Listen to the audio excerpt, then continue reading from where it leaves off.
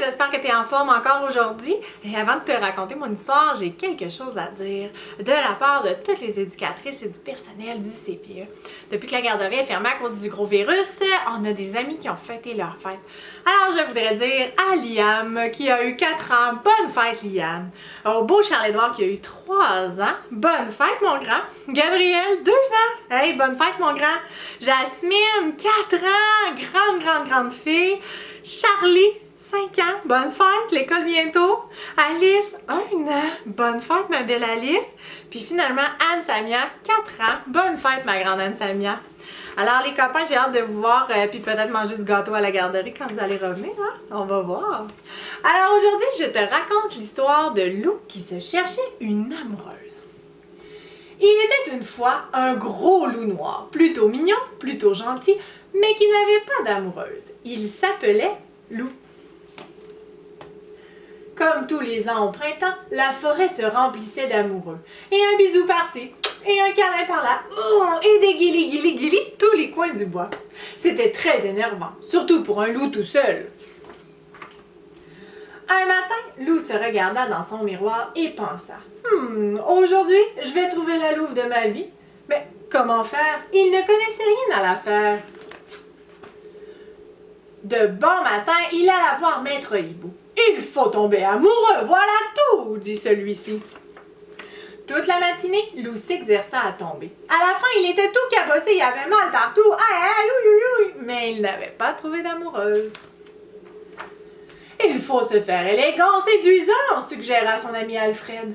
Lou prit un long bain et s'habilla avec soin. Il choisit une chemise à fleurs et s'accrocha une marguerite sur le cœur. « Il faut attirer l'attention, être original et phénoménal » expliqua son ami Valentin. Lou enfila ses lunettes noires de star et ses bottes de cow-boy.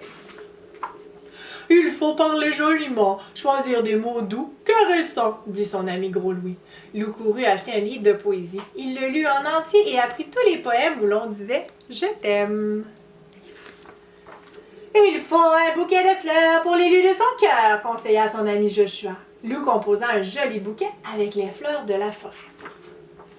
« Mais comment saurais-je que c'est la louve de ma vie ?» demanda encore Lou à ses amis. « Quand tu la verras, tu auras les jambes flagadas, la cervelle en chocolat et le cœur qui bat » dit Joshua. Et hop, ils le poussèrent dehors.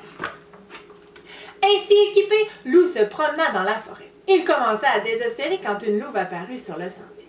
Lou lui tendit le bouquet en récitant « Ce bouquet des bois est comme toi, ô louve sauvage et doux à la fois. »« Arrête ton blabla, espèce de gros bêta !» répondit la louve sans même s'arrêter.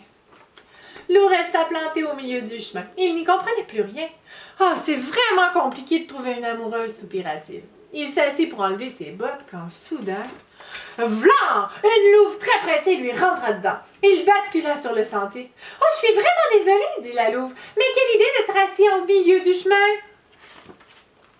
Lou se redressa, regarda la louve et il sentit comme un petit clic à l'intérieur de son cœur. Un peu le bruit d'une porte qui s'ouvre.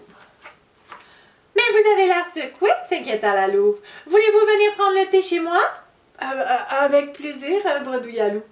Et il la suivit, le cœur battant, les jambes flagadas et la cervelle en chocolat. Lou, je crois qu'il est tombé amoureux, moi. Alors, j'espère que tu as aimé la petite histoire du loup. On se revoit bientôt pour une autre histoire et je te souhaite de passer une super belle fin de semaine. Bye!